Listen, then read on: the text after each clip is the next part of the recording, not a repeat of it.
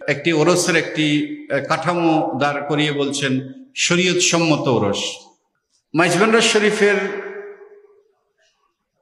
ওরস মোবারকে যে মৌলিক কাঠামোটি আছে এগুলো তো পুরোপুরি শরীয়ত সম্মত।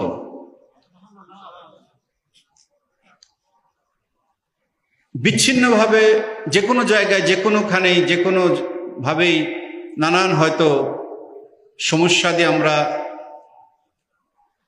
দেখতে পাই, হতেই পারে, কিন্তু যে মৌলিক কাঠামো সে কাঠামো হয়তো সেই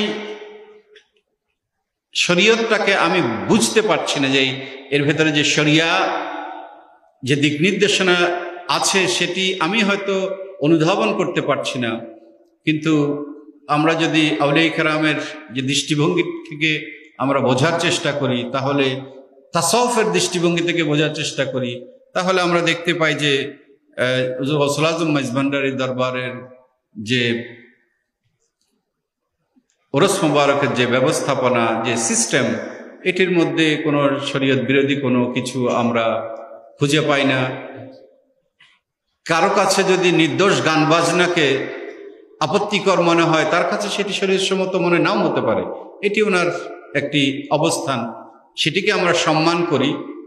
কিন্তু আমরা মনে করি আমাদের জায়গা থেকে যে হুজুর গৌসুল আজম মাইজভান্ডারীর দরবারের ওরস মোবারক যে ঐতিহ্য আমরা পেয়েছি এটি শরীয়ত সম্মত। এখানে এটিকে নতুন করে শরীয়ত সম্মত করার আর কোনো কিছু প্রয়োজন নেই।